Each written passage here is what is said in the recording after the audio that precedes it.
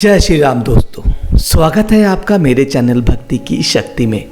आज हम बात करेंगे भगवान राम और रावण के प्रथम युद्ध के बारे में।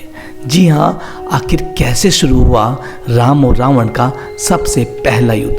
तो चलिए आज भगवान श्री राम का नाम लेकर इसी कहानी की बात करते हैं। तो नाम लीजिए, जय श्री राम जय श्री राम जय श्री राम। जब प्रभु श्री राम ने वानर सेना के साथ लंका पर चढ़ाई की और लंका पर भीषण आक्रमण कर दिया, तब रावण ने भी अपने एक से बढ़कर एक शक्तिशाली योद्धा और पुत्र रणभूमि में भेज दिए। युद्ध के शुरुआती चरण में ही रावण के कई पुत्र और वीर योद्धा मारे गए, जिनमें थे अकंपन, दुर्मुख, परस्त्र, मकाराक्ष प्रमुख थे।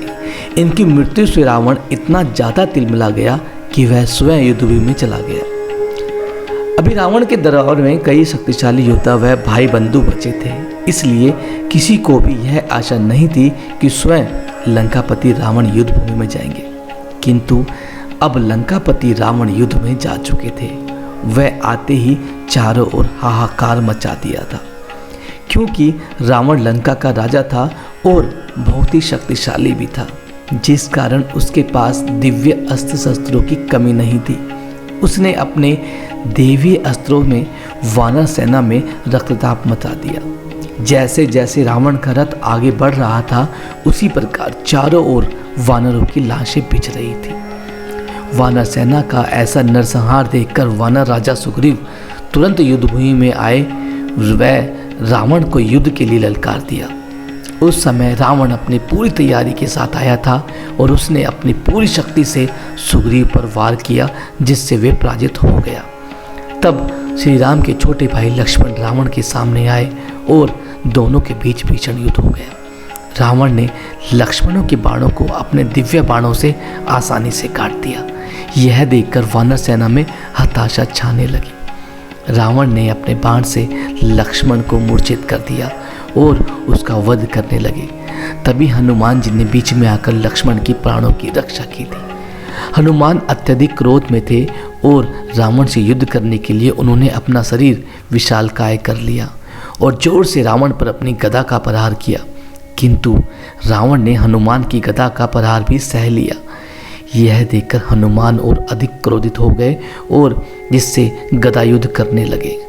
युद्ध भूमि में रावण के द्वारा मचाए जा रहे नरसंहार और सुग्रीव और लक्ष्मण की रावण के हाथों पराजय की सूचना तुरंत श्री राम के पास पहुंचा दी गई।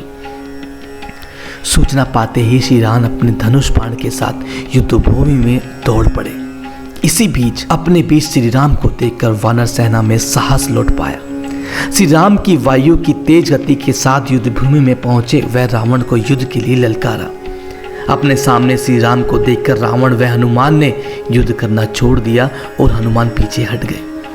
रावण ने गदा छोड़कर अपने धनुष बाण उठा लिए और यह प्रथम बार था जब श्री राम और रावण आमने सामने युद्ध में थे। सभी देवता आकाश से इस युद्ध को देख रहे थे। दोनों ओर से लगातार दिव्य अस्त्रों का प्रयोग किया जा रहा था, लेकिन श्री राम ने एक एक करके रावण के सभी दिव्य अस्त्र समाप्त कर दिए। अपने दिव्य अस्त्रों को समाप्त होता देखकर रावण भयभीत हो गया।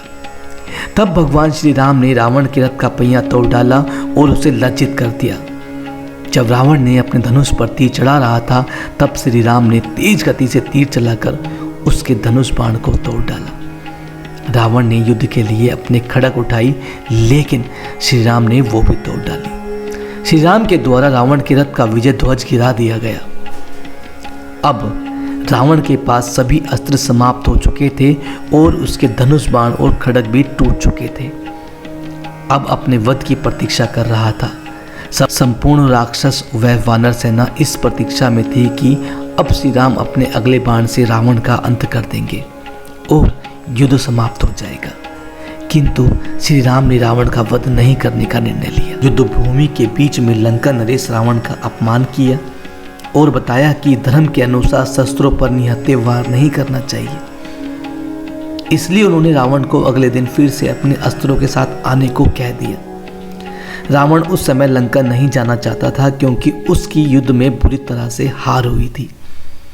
वह अपनी प्रजा व सैनिकों के सामने यूं पराजित होकर नहीं जाना चाहता था, लेकिन श्री राम ने उसका वध नहीं करके उसे लज्जित होने के लिए छोड़ दिया था।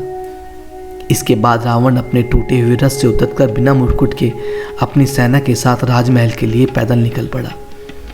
लंका के सैनिक व प्रजा ने जब अपने राजा को पराजित होकर राजमहल में पैदल आते देखा तो भय का वातावरण व्यक्त हो गया। दूसरी ओर इसकी सूचना जब माता सीता तक पहुंचाई गई तो वे बहुत खुश हुई।